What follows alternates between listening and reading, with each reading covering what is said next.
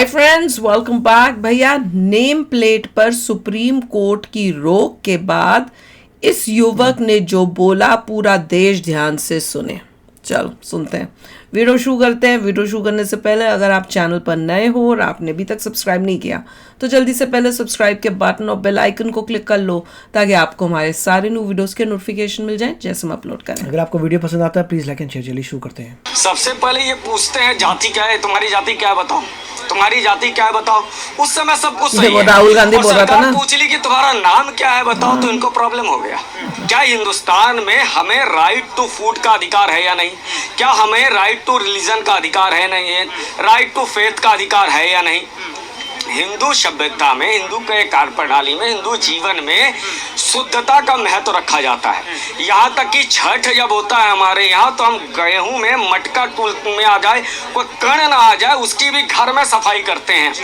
यहाँ तक कि भोजन बनाने वाले को भी नहा करके भोजन बनाना पड़ता है, चाहे विवाह हो, चाहे संस्कार हो, मृत्यु के संस्कार हो, अंतिम संस्कार चल रहे हो, तब भी शुद्धता ही पहचान जहाँ पर हो। क्या हमें ये जानने का अधिकार नहीं है? और ये बार बार कह रहे थे जाति बताओ, जाति बताओ। हमने नाम पूछा, इन्हें दिक्कत क्या आ रही? और सुप्रीम कोर्ट से ये बात सबसे ज्यादा हास्यास्पद लगता है कि सुप्रीम कोर्ट के जजों की नियुक्तियां किस आधार पर हो रही है। मैं सीधा आरोप लगाता हूँ। एक केस चला, एक पार्टी आके खड़ा हुआ, एक पार्टी आके खड़ा हुआ, उसने अपना पक्ष रखा।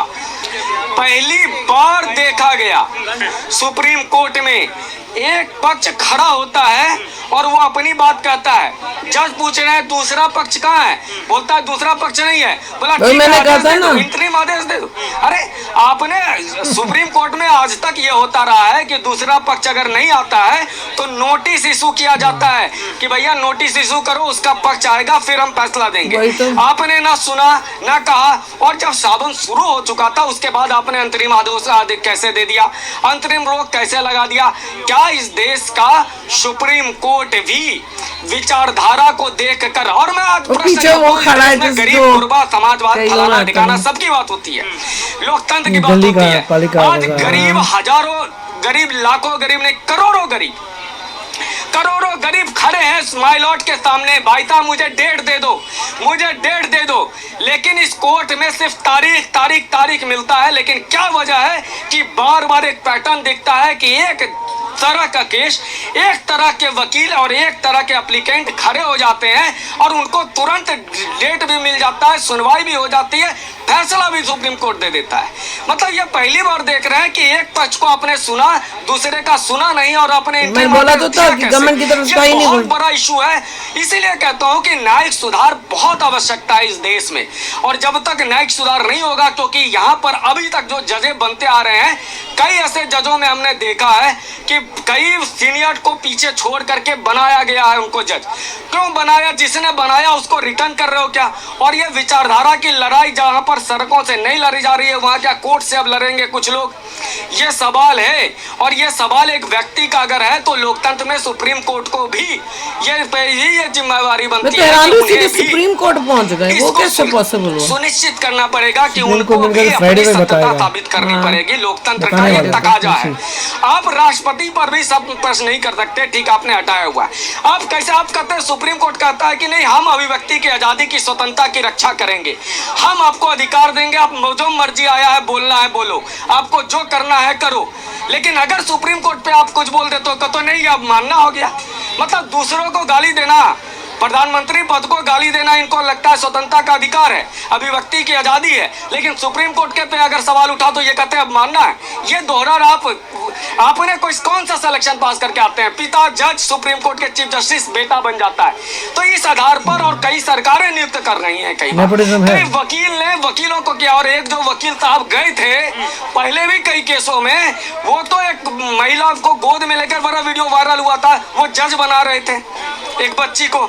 तो और कौन लोग गए थे कोर्ट में? 3 लोग समझिए। अपूर्वानंद, वो जो दिल्ली में दंगे में मास्टरमाइंड में इनका आरोप बना था, वो कोर्ट जाते हैं। दूसरे कौन? वो टीएमसी की महुआ मोइत्रा, वो उनका सदस्यता क्यों से चली गई थी संसद की? उसने एक कंपनी को, एक उद्योगपति को फायदा पहुंचाने के लिए अपना यूजर आईडी पासवर्ड जो गोपनीय होता है सांसद का, वो दे दिया था। तीसरे, अभिषेक मनु सिंघवी जी जो हर बार ऐसी जहां भी मामला आता है वहां पे खड़े हो जाते हैं और सुप्रीम कोर्ट कहता है कि आइए ले जाइए आदेश। कैसे आदेश दे सकता? तो क्या मुझे ये जानने का हक नहीं है?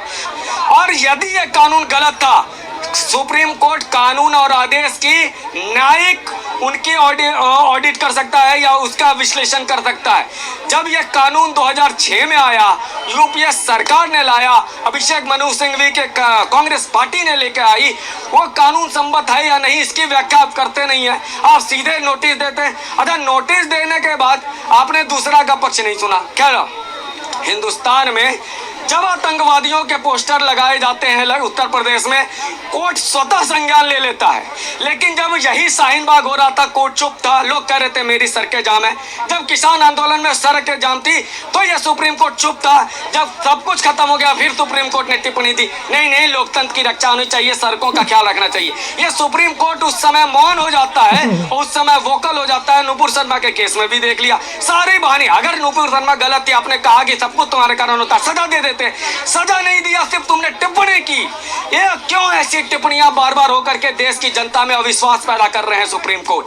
और ऐसा हुआ यदि तो इस देश में सुप्रीम कोर्ट का प्रति जो विश्वास है वो खत्म हो जाएगा लोकतंत्र में। क्योंकि हमने समाज में, लेखकों ने, सिनेमा वालों ने, हमने नेताओं पर विश्वास खत्म करवा दिया।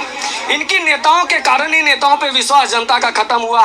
जो शासन व्यवस्था थी, पुलिस और उन्होंने अपने कारणों से अपने प्रति विश्वास खत्म किया। क्या इस देश का सुप्रीम कोर्ट ये चाहता है कि उनके प्रति भी विश्वास का अविश्वास का पैदा हो? इसलिए ये नैतिक जिम्मेवारी बनती थी। और लीगल तकाजा भी यही कहता है कि दूसरे पक्ष को सुने हुए आपको नोटिस और प्रतिबंध लगाने की आवश्यकता थी। इसका मतलब क्या हिंदुओं को अब यह देश छोड़ करके जाना पड़ेगा?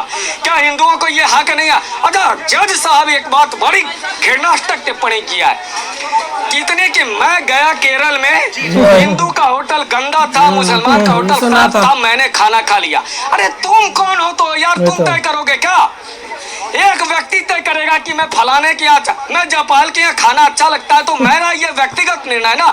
आप संवैधानिक पद पर बैठे हुए, आप सुप्रीम कोर्ट के जज, आप कैसे ये बातें टिप्पणियां कर सकते हैं? आप क्या बताना चाहते हो कि सब लोग जाओ मुस्लिम होटल या हिंदू होटल मत जाओ? ये समाज में जो विद्वेष फैला रहा था, ये सुप्रीम कोर्ट के जज फैला रहे थे, और ये कहने में कोई आपत्ति नहीं होनी चाहिए। अरे बहुत हो गया सम्मानिया, टैक्स के पैसा देता है हिंदुस्तान के बच्चे, न्याय के लिए लड़ रहे हैं हिंदुस्तानी, गरीब साला कोर्ट के सामने खड़ा है। ये जज सब गर्मी छुट्टी मनाएंगे, ये सब जाएंगे आलीशान बिल्डिंग में रहेंगे, जो मनमाना फैसला होगा ये सहेगा क्या लोकतंत्र? ये बात में दम है कि वैसे तो एक आम इंसान सुनवाई के लिए वेट करता रहता है पूरी जिंदगी। यहाँ पे जैसे लग रहा है कोई 3 लोग गए हैं, सीधा सुप्रीम कोर्ट पहुंचे हैं, वहां उन्होंने अपना बताया है, दूसरी साइड का कोई बंदा ही नहीं है, मतलब सरकार का वहां से कोई बंदा ही नहीं आया हुआ, कोई वकील नहीं है, फिर भी बोल दिया कि अच्छा इसको रोक, स्टे ऑर्डर दे दिया है। और अब फ्राइडे को बोल रहे थे कि अब वहाँ फ्राइडे को आना, दोनों साइड की सुन, यही कह रहे थे कि दूसरे पक्ष का कोई बंदा नहीं था, ऐसे वो प्रॉब्लम है। दूसरा, अपनी जो टिप्पणी दी है वो गलत थी, वो तो बहुत ही गलत थी। वो जो टिप्पणी दी है वो उसका पर्सनल है, आपने पर्सनल क्या किया, ऐसे जजेस को तो हटा। हाँ, और ये अभी नहीं है, एक पहले भी हमने कोई न्यूज सुनी थी, उसमें भी वो वही जजेस को स्टडी करना चाहिए, कहाँ उनको उसी टाइम उनके ऊपर एक्शन लेना चाहिए, उनको निकालना चाहिए, ताकि बाकी जजेस जो बैठे हुए उनको भी अक्ल आए कि अपने पर्सनल क्या बात चीजें मत बताओ, न्याय प्रोफेशनलिज्म ही नहीं है। ध्यान से देखो क्या हो रहा है क्या नहीं हो रहा, पर्सनल का कुछ नहीं होता, वो फिर पर्सनल बायस आ जाएगा। पर्सनल बायस है तो ऐसे जज को कैसे रख सकते हो जिसमें पर्सनल बायस है? हद ही है। अच्छा बोला है, और ऐसी और डिबेट्स होनी चाहिए ताकि लोगों में जो गलत, जो ठीक सोचने की उनमें क्षमता नहीं, उनको समझ तो आए कि चल क्या रहा है भैया, और क्यों इम्पोर्टेंट है कि नेम प्लेट्स लगाई जाएं ताकि लोगों को पता चले कि जिस दुकान में हम जा रहे हैं उसका ओनर कौन है, क्योंकि झूठ नहीं होना चाहिए। एग्जैक्टली, तुम छुपा रहे हो। यहाँ पे कुछ लोगों ने मैनिपुलेट किया है, अपना रिलीजन कुछ और है, और जो रेस्टोरेंट्स खोलते हैं वो किसी और रिलीजन के हिसाब से खोलते हैं। तो क्योंकि लोगों ने मैनिपुलेट किया है पैसा कमाने के लिए, तो बेटर यही है कि सब लोग सीधे बोलें भैया, जैसे डॉक्टर बोलता है कि ये मेरा नाम है, ये मेरा सर्टिफिकेट है। सिमिलरली हर जितने चार्टर्ड अकाउंटेंट बोलते हैं वैसे सिमिलर होना चाहिए, भाई जो बेचने वाला है मेरा नाम है, मैं ये बेच रहा हूँ। जो खरीद रहा है उसके लिए उसका हक बनता है कि उसे पता चले मैं कहाँ से खरीद रहा हूँ, किससे खरीद रहा हूँ।